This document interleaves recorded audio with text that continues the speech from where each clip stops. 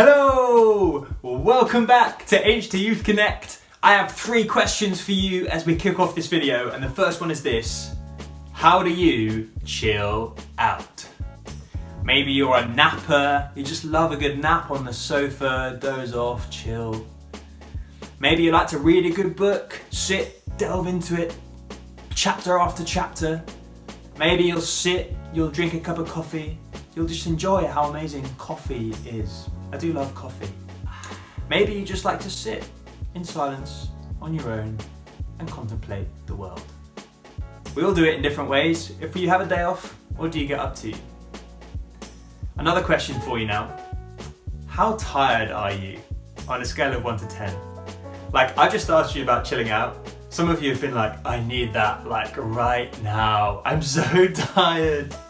To be honest, I'm probably like at 7 or an 8 at the moment. I haven't slept well, I'm feeling a bit tired. I'm not falling over with exhaustion, but I need a bit of a break. But hopefully, after my day off, I'll be invigorated again, I'll be 7 out of 10 out of energy, and I can go for it. How tired are you on a scale of 1 to 10? And thirdly, and slightly more deeply, how tired is your soul? Maybe that question doesn't really make sense, maybe it sounds a bit weird, but how tired are you like on the inside? You know what I mean, you can have a holiday, you can have a weekend, you can have loads of time to rest and chill out and yet still feel a bit restless, a bit kind of weary of life and of the world and of what's going on in your heart. How tired is your soul? Here on HT Youth Connect, we've been doing this series called Origins and Endings. We're looking at the start and the end of things according to Genesis, right at the start of the Bible. What does God have to tell us about how things began? So far, we've come across the origin story of the universe, of animals, of humans, and today, the next bit, we get to the origin story of rest. This is going to be good. The origin story of holidays. You know, the word holiday is made up of 2 words, holy day. God literally invented holidays. He literally invented time off. That's what we're going to explore today. But to take you through that, we're not going to be on my boring old sofa. We're going to transport across to Newcastle with Ellie Sanderson, and she's going to teach us all about the origin story of rest. So as we go to her, let me pray. Father God, thank you for this time that we have to explore the origin story of rest. Lord, if we're coming tired today, I pray you'd help us to concentrate and to focus. And Lord, if we're tired on the inside, if our souls are tired, may you meet us today and refresh us. Would you speak to us through Ellie in Jesus' name? Amen. Over to Ellie. Hi everyone, it's Ellie here. For the next 2 weeks, we're going to be looking at rest and work, and we're going to be going back to the beginning to see what Genesis has to say about these 2 things. This week is part 1. We're going to be thinking about rest. So, I just want you to use your imaginations right now and picture this scene. I'm on holiday! Lockdown is finished, I'm in Scotland, you know there's nothing quite like a great British beach holiday. I've got my OJ and I am ready to relax. It's not actually very nice. Anyway, how many of you are dreaming right now of a great holiday? Rest is vital for us as humans. Without it we can't function.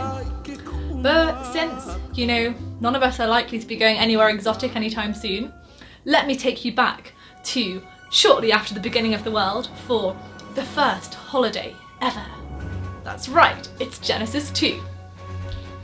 So, God has created light, dark, the cosmos. He's poured out the oceans and Shazam! Life is everywhere on Earth. And what's this? He's also created humans.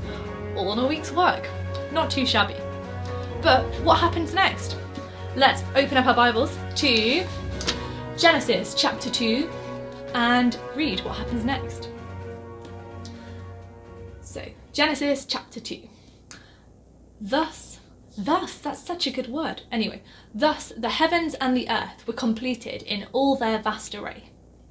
By the 7th day, God had finished the work he had been doing. So on the 7th day, he rested from all his work. Then God blessed the 7th day and made it holy, because on it he rested from all the work of creating that he had done. So keep that page open. So creation is getting better and better day by day. Each day there's this poetic structure that's repeated, and that draws attention to the fact that this is building up and building up. God's created, the earth, animals. Finally, day 6, he creates humans, and they're not just good, they are very good. We are very good, guys, that's a win. So what's going to happen on the 7th day? What could possibly top the creation of humans? And on the 7th day, the structure completely changes. And God does something completely different. God rests. God has a day of resting. Why? Why? Is he tired? Is he, has he run out of energy? Does he just really want to catch up on Netflix? I mean, why? The thing is, we know that God doesn't get tired or weary. So why does he rest? And I think that it is God setting up a rhythm of how life works. There are 6 days to work, 6 days to create and shape the world. And on the 7th day, God rests. And God blesses the 7th day and he makes it holy. What does this mean? I want you to imagine, what do you think God did on his day off? I mean, did it involve flower garlands like my day off? Just take a moment and see, what do you think God did on his day off? You see, I think that what God did was take a step back and look at the world that he's created and enjoy it. The 7th day is all about resting from work and instead savouring the world and enjoying life and just being. Okay, so that's a nice story, but what does that actually have to do with our lives here and now? Actually, I think this rhythm of work and rest is something that our culture has got all wrong. I think that's something that we've pushed aside. We don't know how to rest, and so we don't know how to work. And actually, rest is part of our humanness. The Sabbath, this idea of taking a full day off to rest and to celebrate life and be with God, that is part of God's design for our lives. Rest is the Maker's design. It's so important for us. It's part of being human. It's not just an added extra for people who have time for that kind of thing, but it's one of the building blocks of God's creation. Rest is the Maker's design. But rest is also more than that. We rest because we are free people. So one of my friends wrote an article this week about rest, luckily enough, and there was a phrase that she repeated again and again in this article, which I thought was really interesting, and the phrase was, rest is the privilege of the free. Rest is the privilege of the free. Rest is a key part of the lives of those who are free. And we see this all the time, people who are in slavery, they are not free to rest when they are tired. They're not free to stop. They're not free to enjoy what they've worked for. They just work. And there's something horrible and wrong about this. And I think that, this is something that we see in the Bible a lot. We see this also in Exodus when God's people are stuck in slavery.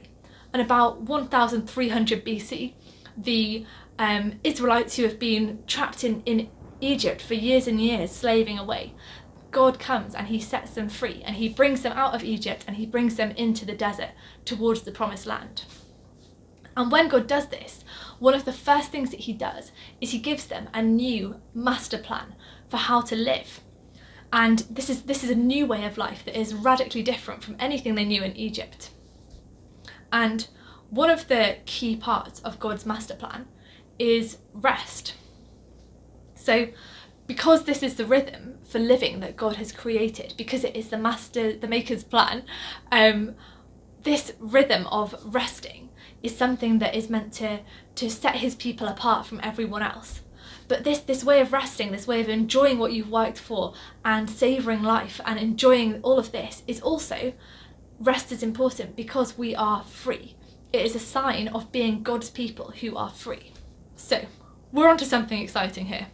But what does this actually look like in our lives? So I was thinking about this and one of my friends came to mind. This is my friend Rosanna, and she is one of the best people that I know at resting. That's definitely meant as a compliment rather than an insult, Rosanna, if you're watching this. So let's go and catch up with her next and see what she thinks. Cool. So guys, this is my friend Rosanna. We studied at university together, and we actually live together, and she is great. Hi, Rosanna. I survived Ellie Sanderson for 2 years. What do you mean? I'm great. I'm a joy to live with. But No comment. yes. Anyway, so Rosanna, can you tell us a little bit about what a Sabbath day looks like for you? Yes. Well, caveat first. I discovered Sabbathing in uni at Cambridge because it became a necessity in life. I haven't done it recently, but have sort of rediscovered the practice in lockdown because I found I've needed to make a line between work and rest because the two things go in tandem, they work together. What does a lockdown day look for me?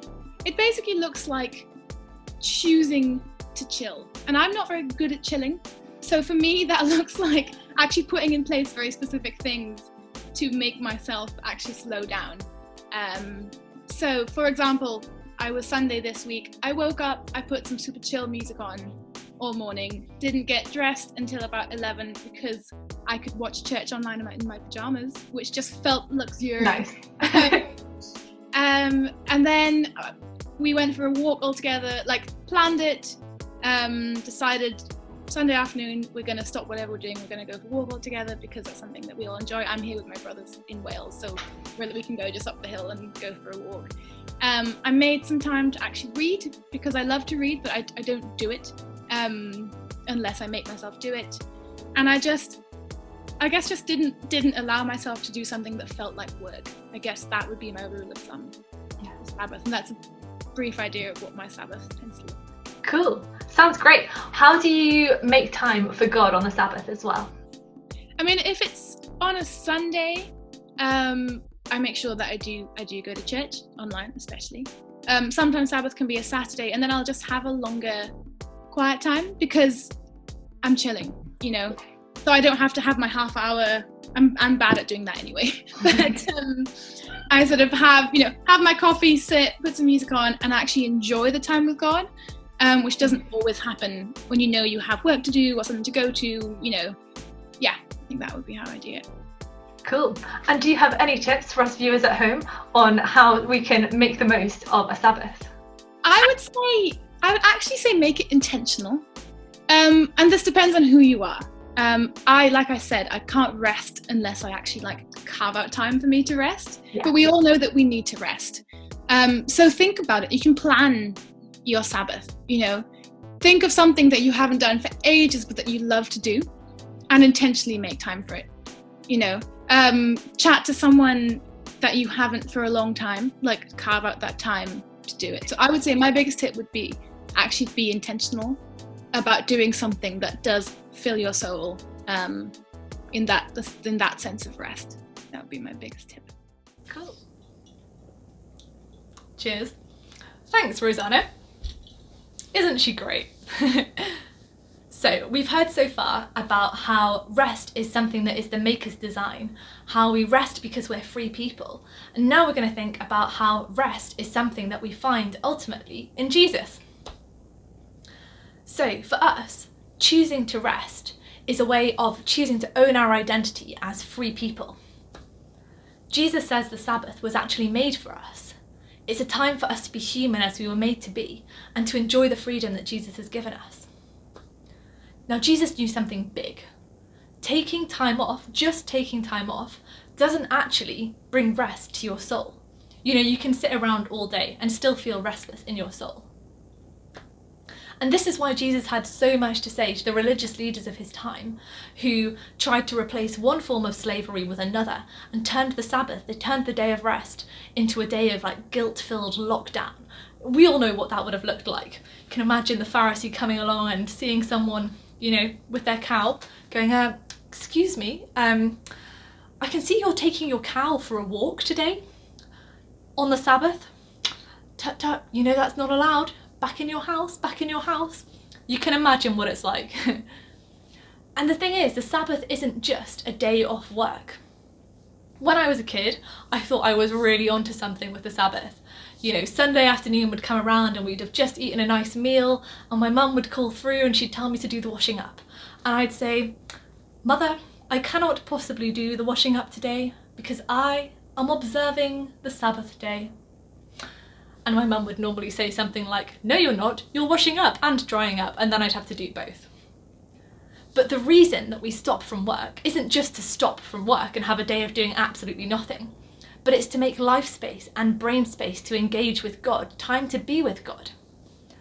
It's not a day to do nothing, it's a day to rest and enjoy being with God. You see, Jesus caused chaos on the Sabbath day when he was on earth by healing people. But actually, that's what the Sabbath is all about. It's a day to come to Jesus and let him heal our souls. In fact, Jesus says that he is our rest. And it's true, it is only with Jesus that we find the forgiveness that we're looking for. It's only with Jesus that we find the relationship with God that we're longing for. And in fact, the Sabbath now is just the beginning. It's the start of a new life breaking through. It's a sign of a new creation yet to come, and the real rest that Jesus promises. Now, for you, resting on the Sabbath day could look like any of the things that Rosanna talked about, or just any other things at all. But one thing that I challenge you to do, why not on the Sabbath? Why not take a chunk of time that you would have spent working and use that time to be with God instead? Invest that time in your relationship with him. That could be reading his word. That could be spending time being creative and listening to him and doing painting or whatever you do. That could be worshipping him. That could be going for a walk and talking to him. Any of those things, or even more, and maybe chat about that in your groups when we're on Zoom. So this is the thing. The Sabbath is the Maker's design. It's God's plan for us. It is something we do as free people because we have been set free from work. And it is something that we find ultimately in Jesus.